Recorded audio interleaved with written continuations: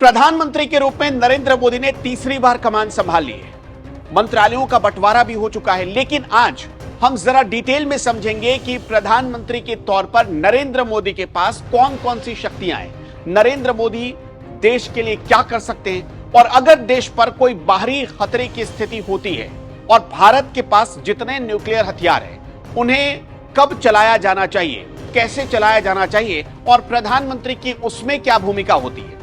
इसके साथ साथ हम आज इस वीडियो में यह भी समझने की कोशिश करेंगे कि दुनिया में किस देश के प्रधानमंत्री को सबसे ज्यादा सैलरी मिलती है, भारत के प्रधानमंत्री का स्थान उसमें कहां पर है। हम सब कुछ डिटेल में जानेंगे। प्रधानमंत्री की सैलरी, उनको कौन कौन से भत्ते मिलते हैं, यह भी आपको बताएंगे। प्रधानमंत्री के रूप में नरेंद्र मोदी देश के सबसे ताकतवर पद पर बैठ चुके हैं और देश कैसे चलाना है, अब इसका रोड मैप उन्हें ही तैयार करना है।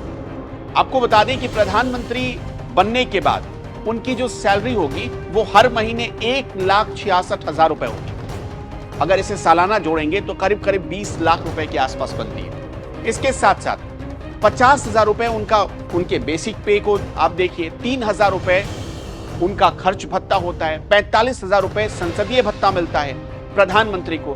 भारत के प्रधानमंत्री को 2,000 रुपए दैनिक भत्ता भी मिलता है।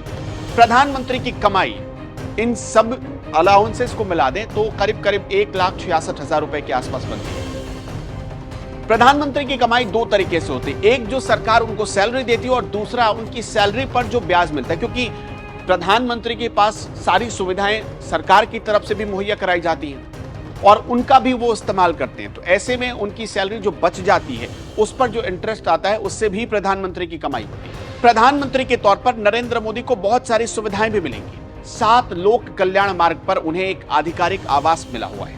प्रधानमंत्री को इस घर के लिए कोई किराया नहीं चुकाना पड़ता है, चाहे वो नरेंद्र मोदी हो या कोई और आ जाए उनकी जगह, उसे भी कोई किराया नहीं चुकाना होगा। इसके अलावा प्रधानमंत्री के पास 3-3, 4-4 महंगी गाड़ियां हैं। हालांकि नरेंद्र मोदी की पसंद है मर्सिडीज बेंज S650। ये एक तरीके से बुलेट प्रूफ कार होती है, एक बुलेट प्रूफ गाड़ी होती है जिस पर AK-47 राइफल्स का भी कोई असर नहीं होता। प्रधानमंत्री नरेंद्र मोदी को ये गाड़ी बहुत पसंद है और ज्यादातर आपने देखा होगा कि वो इसी कार में सबसे ज्यादा सफर करते हैं। एक और बात जो आपके लिए जरूरी है, प्रधानमंत्री की कुर्सी से हटने के बाद 5 साल तक भारत के किसी भी प्रधानमंत्री को मुफ्त में घर, मुफ्त में बिजली, पानी और SPG की सुरक्षा मिलती रहेगी। यह भी प्रावधान है। प्रधानमंत्री को, भारत के प्रधानमंत्री को SPG की सिक्योरिटी मिलती है और जैसे ही वो कुर्सी से हटते हैं तो 5 साल तक ये सिक्योरिटी बरकरार रहती है। कोई भी आधिकारिक दौरा जब विदेशों में जाते हैं तो इसके लिए एयर इंडिया 1 स्पेशल विमान मंगवाया गया है, जो कि प्रधानमंत्री नरेंद्र मोदी के दौर में ही भारत में आया था। इस विमान को बहुत खास तौर पर डिजाइन किया गया है, जिसमें प्रधानमंत्री के लिए आराम करने के कक्ष होते हैं, काम करने का कक्ष होता है, वो प्लेन में भी बात कर सकते हैं, हॉटलाइन होता है वहां पर, वो एक अपने किसी भी अधिकारी से बात कर सकते हैं। तो एक जो कनेक्शन होता है, एक जो कनेक्टिविटी होती है, वो इस विमान में मौजूद होता है। पूरी दुनिया में सिंगापुर के प्रधानमंत्री को सबसे ज्यादा सैलरी मिलती है। सिंगापुर के प्रधानमंत्री को हर साल 18 करोड़ 37 लाख रुपए मिलते हैं। अगर औसत आप देखेंगे तो हर महीने करीब करीब 1.5 करोड़ रुपए की सैलरी मिलती है सिंगापुर के प्रधानमंत्री को, जो दुनिया में किसी भी दूसरे प्रधानमंत्री को मिलने वाली सबसे ज्यादा सैलरी है। दूसरे नंबर पर हांगकांग के प्रधानमंत्री का नाम आता है, जिनकी सालाना सैलरी 5 करोड़ 61 लाख रुपए है। यानी औसत अगर आप निकालेंगे तो 45-46 लाख रुपए के आसपास। अमेरिका के राष्ट्रपति, जो अमेरिका का राष्ट्राध्यक्ष होता है, उनको सालाना 3 करोड़ 34 लाख रुपए की सैलरी और करीब $50,000 का अलाउंसेस मिलता है। इसके अलावा उनके पास रहने के लिए व्हाइट हाउस, एयरफोर्स 1 जैसी सुविधाएं मिलती है और उनके पास भी बुलेट प्रूफ कार होती हैं जिन पर बम, गोले बारूद का जल्दी असर नहीं होता। अब यहां से जरा प्रधानमंत्री की ताकत के बारे में समझते हैं। प्रधानमंत्री कितना ताकतवर होता है, इसके बारे में भी जरा डिटेल में जानते हैं। भारत के पास कुल 164 न्यूक्लियर वेपन है। इन न्यूक्लियर वेपन का कब इस्तेमाल करना है, इसकी जो अनुमति है वो प्रधानमंत्री ही देते हैं, लेकिन प्रधानमंत्री एक पूरी प्रक्रिया होती है, उसको फॉलो करने के बाद ही इसकी अनुमति देते हैं। इसके अलावा प्रधानमंत्री की ताकत को अगर बहुत आसान भाषा में आपको समझना है तो इंदिरा गांधी के दौर को जरा याद करते हैं। जब इंदिरा गांधी ने प्रधानमंत्री की जिम्मेदारी संभाली तब उन्होंने अपना पावर दिखाया। इंदिरा गांधी कैबिनेट की बैठक रातों रात बुलाती हैं और देश में इमरजेंसी लगाने की सिफारिश कर देती है। प्रधानमंत्री नरेंद्र मोदी ने अपने शासनकाल में कैबिनेट कमेटी ऑन सिक्योरिटी की रातों रात बैठक बुलाई और पाकिस्तान के खिलाफ सर्जिकल स्ट्राइक करने की इजाजत दे दी। इससे प्रधानमंत्री के पावर का पता चलता है।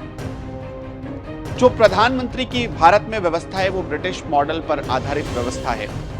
भारत के प्रधानमंत्री के किसी भी सलाह की कोर्ट में जांच नहीं हो सकती है, क्योंकि हमारे यहां ऐसी व्यवस्था है कि राष्ट्रपति प्रधानमंत्री की सलाह से देश चलाते हैं, लेकिन जो प्रधानमंत्री सलाह देते हैं कभी भी किसी भी प्रकार से कोर्ट में उसकी जांच नहीं की जाएगी। अगर प्रधानमंत्री ने किसी प्रकार की सलाह राष्ट्रपति को दे दी तो उसकी जांच कभी भी कोर्ट नहीं करेगा। प्रधानमंत्री जब चाहे तब कैबिनेट की बैठक बुला सकते हैं और अपने कैबिनेट को बर्खास्त भी कर सकते हैं। यानी जितने मंत्रियों ने कल शपथ ली है, अगर प्रधानमंत्री मोदी का मन कर जाए या किसी कारण उन्हें लगता है कि कोई कारण किसी मंत्री से परफॉर्मेंस नहीं आ पा रहा है तो वो उसे बदल सकते हैं। कभी भी किसी भी मंत्री से रिजाइन मांग सकते हैं, किसी भी संसद का सत्र बुला सकते हैं।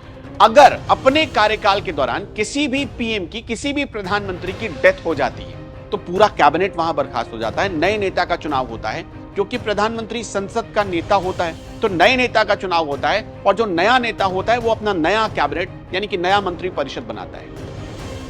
अब जरा न्यूक्लियर वेपन के इस्तेमाल पर आ जाते हैं। प्रधानमंत्री के पास इसमें क्या पावर होती है? परमाणु बम छोड़ने के लिए प्रधानमंत्री के पास एक स्मार्ट कार्ड होता है। अभी तक आपने यही सुना होगा कि प्रधानमंत्री जहां बैठते हैं उस टेबल पर एक बटन होता है, बटन दबाओ 1 सेकंड में काम होता है। ऐसा नहीं होता। परमाणु यानी कि न्यूक्लियर बम कब इस्तेमाल करना है ये परमिशन तो प्रधानमंत्री देते हैं, लेकिन कैसे देते हैं? उनके पास एक स्मार्ट कार्ड होता है। परमाणु बम को दागने का असली बटन परमाणु कमांड की सबसे निचली यूनिट के पास होता है, यानी जो इसकी देखरेख कर रही होती है, जो उसके इंजीनियर्स होते हैं, वही मिसाइल दागने की उनके पास ही असली पावर होता है, यानी बटन जो होता है वो उनके पास ही होता है। भारत में न्यूक्लियर अटैक करने के निर्णय को सिर्फ प्रधानमंत्री ही ले सकता है। हालांकि प्रधानमंत्री ये फैसला अकेले नहीं करता।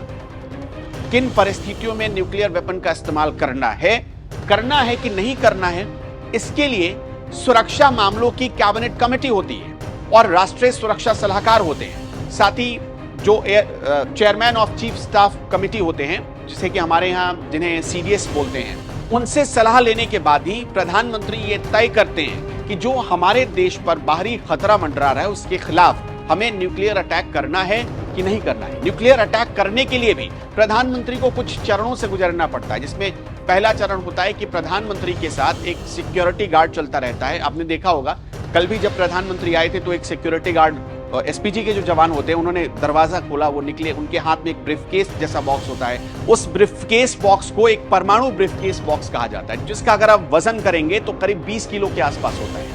उस ब्रीफकेस में कंप्यूटर, रेडियो ट्रांसमिशन, ऐसे बहुत सारे डिवाइस होते हैं। साथ ही साथ एक बुलेट प्रूफ शील्ड होता है। अगर एसपीजी के जवान को लगता है कि प्रधानमंत्री के सामने या चारों तरफ कोई खतरा है तो उस शील्ड को खोला जाता है और चारों तरफ फैला दिया जाता है, जिस पर गोलियों का असर नहीं होता। इस ब्रीफकेस में उन ठिकानों की जानकारी भी होती है जहां परमाणु हमला करना होता है। अगर ऐसा लगता है तो ही उस जानकारी को उसमें रखा जाता है। अभी तक लगभग 5000 ठिकाने ऐसे हैं जहां पर जितने भी न्यूक्लियर वेपन हैं उन्हें रखा गया है, लेकिन समय समय पर इसकी समीक्षा की जाती है, ठिकाने जोड़े जाते हैं, ठिकाने बदले भी जाते हैं। जो दूसरा इसमें प्रोसेस होता है, प्रधानमंत्री के पास, हमने आपको शुरू में बताया था कि न्यूक्लियर अटैक करने के लिए एक स्मार्ट कार्ड होता है। ये एक कोड की तरह काम करता है। ये कोड परमाणु हमला करने के लिए एक वेरिफिकेशन कोड के रूप में परमाणु कमांड को भेजा जाता है, यानी जो नीचे यूनिट होती है जो उसकी देखरेख कर रही होती है उसके पास एक कमांड के तौर पर भेजा जाता है, जो कमांड होता है उस कार्ड में। भारत में प्रधानमंत्री के पास ये अधिकार होता है कि वो इस कोड का नाम अपने हिसाब से रख सकता है। जैसे प्रधानमंत्री का मन करेगा कि वो नाम नरेंद्र मोदी रखते तो वो रख सकते हैं, मतलब वो कुछ भी नाम रख सकते हैं। ये प्रधानमंत्री तय करते हैं अपने जो सीसीएस की मीटिंग के साथ कि क्या करना है, क्या नाम रखना है, वो प्रधानमंत्री तय कर सकते हैं। जो तीसरा प्रोसेस होता है वो है प्रधानमंत्री के स्मार्ट कार्ड के अलावा 2 कोड होते हैं। उस स्मार्ट कार्ड के अलावा 2 और भी कोड होते हैं जो एक लॉकर में बंद होते हैं, और ये लॉकर बहुत गुप्त तरीके से रखे जाते हैं। ये लॉकर कहाँ रखे गए हैं, इनका पासवर्ड क्या है, ये कोई नहीं जानता। सेना में परमाणु बैटरी यूनिट वायुसेना के कमांडिंग ऑफिसर के साथ 2 और अधिकारी होते हैं। इनके पास अलग अलग लॉकर मौजूद होते हैं और इन्हें सेफ कोड कहा जाता है। ये सेफ कोड कहाँ रखे गए हैं इसका पता बहुत चुनिंदा अफसरों को होता है, इक्के दुक्के अफसरों को ही होता है। इस सेफ कोड को रखने की जगह को वक्त वक्त पर बदला भी जाता रहता है। मतलब उसे इसलिए बदला जाता है कि सुरक्षा में कोई खतरा ना पैदा हो जाए। जो आखिरी चरण होता है उसमें प्रधानमंत्री को स्मार्ट कार्ड मिलने के बाद कमांडिंग ऑफिसर जो होते हैं वो दोनों अधिकारियों को कोड एक्सचेंज करते हैं, अपने अपने सेफ कोड को खोलकर उसका मिलान करते हैं। अगर ये तीनों कोड मिल भी गए तो तुरंत न्यूक्लियर अटैक नहीं होता। इसके लिए थोड़ा इंतजार किया जाता है, क्योंकि जो हथियार हैं उनको चालू करने में भी वक्त लगता है, उसमें थोड़ा वक्त निकल सकता है, तो ये तुरंत नहीं हो जाता। तो प्रधानमंत्री के तौर पर बहुत सारे पावर होते हैं देश को चलाने के साथ साथ, और इसके साथ साथ हमारे देश में एक बजट होता है। मतलब देश कितना कमाता है और एक साल में वो कितना खर्च करेगा, इसकी पूरी रूपरेखा उस बजट में होती है। तो देश की जो कमाई होती है या देश के पास जो भी फंड होता है, चाहे वो कर्ज के तौर पर लिया गया हो, उसमें से अगर 1 रुपए भी खर्च करना होता है तो ये अधिकार होता है प्रधानमंत्री का, क्योंकि वो संसद का नेता होता है। प्रधानमंत्री के पास ये पावर होता है कि वो देश का बजट खर्च कर सके, लेकिन प्रधानमंत्री अपने मन से वो बजट खर्च नहीं कर सकते। 1 रुपए भी निकालने के लिए उनको संसद की इजाजत लेनी पड़ती है। आपने देखा होगा कि बजट सेशन में इसीलिए तो पहले संसद में पास किया जाता है, राष्ट्रपति का मुहर लगने के बाद संसद में पास करवाया जाता है और उस पर बहस होती है, चर्चा होती है, तब जाकर बजट देश मतलब स्वीकार करता है। तो प्रधानमंत्री के पास ये भी पावर होती है। इसके साथ साथ प्रधानमंत्री के पास देश के जितने भी बड़े अधिकारी हैं उनके ट्रांसफर पोस्टिंग का भी अधिकार होता है।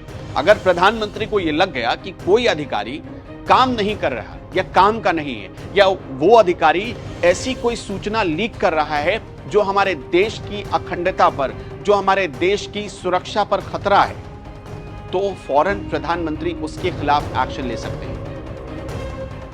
ये प्रधानमंत्री के कुछ पावर्स थे, बहुत सारे पॉइंट्स। अगर आपको लगता है कि इस वीडियो से कोई जानकारी मिली हो तो आप इस वीडियो को लाइक करिएगा, शेयर करिएगा और कमेंट करके बताइएगा कि आपको प्रधानमंत्री के तौर पर नरेंद्र मोदी का कार्यकाल कैसा लगा, और क्या तीसरे कार्यकाल में नरेंद्र मोदी को कौन कौन से काम करने चाहिए, मतलब आगे उनके सामने कौन कौन सी चुनौतियां हैं, कौन कौन से काम करने चाहिए और उन कामों की प्रायोरिटी क्या होनी चाहिए, मतलब नंबर 1 पर क्या होना चाहिए, 2 पर क्या होना चाहिए, ये भी हमें कमेंट बॉक्स में बताइएगा।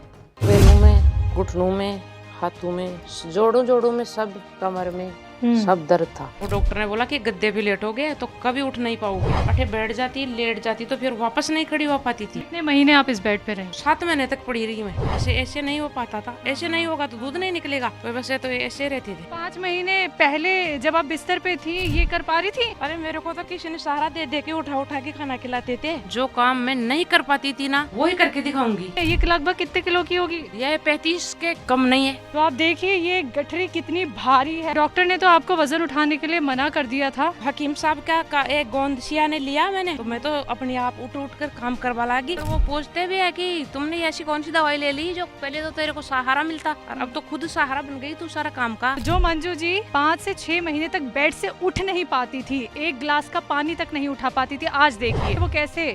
ये ताकत है गोंदसिया की 1.5 महीने में। ये काला गोंद मैंने ऑर्डर कर दिया, ये आ गया, मैंने उनको खाना शुरू कर दिया, तो मैं तो उठना बैठना काम करना भी शुरू कर दी, अब तो दौड़ना भी शुरू कर दी।